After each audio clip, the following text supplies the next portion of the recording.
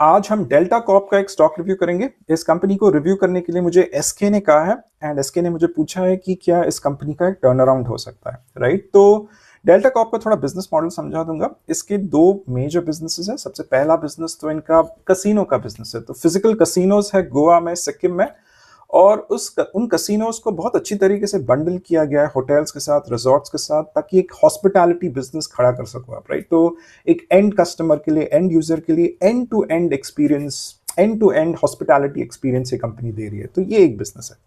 थोड़ा छोटा वाला बिजनेस है इनका जो है ऑनलाइन का बिजनेस। तो अड्डा 52 नाम का एक ऐप है। तो ऑनलाइन गेमिंग का जो टोटल एड्रेसेबल मार्केट वो बहुत बड़ा मार्केट है, and the physical business can not capture a TAM as huge as this, right. So you require an online business. Reach देता है ऑनलाइन बिजनेस किसी की कंपनी को, राइट। तो ये दो बिजनेसेस है। एंड अगर आपको टर्न अराउंड खेलना है, right, whenever you want to play a turn around, there are four things which you need to look at the current status of the business, right. एक तो देखना चाहिए कि क्या उसका आरओई ठुका हुआ है। तो इस कंपनी का आरओई ठुका हुआ है। क्या इसका सेल्स ग्रोथ, प्रॉफिट ग्रोथ ठुका हुआ है? सेल्स ग्रोथ, प्रॉफिट ग्रोथ पूरा बर्बाद है इस कंपनी का।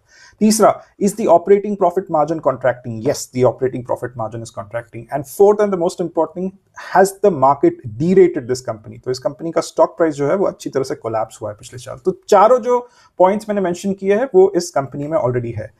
अब टर्न अराउंड होने के लिए आपको लीडिंग इंडिकेटर्स ऑफ ग्रोथ देखने चाहिए, राइट। क्या कंपनी के लीडिंग इंडिकेटर्स ऑफ ग्रोथ बहुत सॉलिड है, राइट।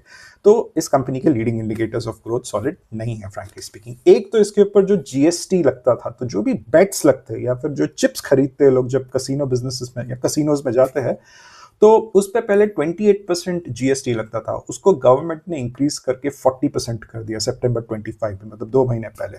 तो ये बिजनेस के लिए अच्छा नहीं है। इसके वजह से कंपनी कुछ 2500 करोड़ का जो केपेक्स कर रही थी अपने रिजॉर्ट्स के लिए, वो कंपनी ने होल्ड पे डाल दिया। तो लीडिंग इंडिकेटर ऑफ ग्रोथ यहाँ पे नहीं है।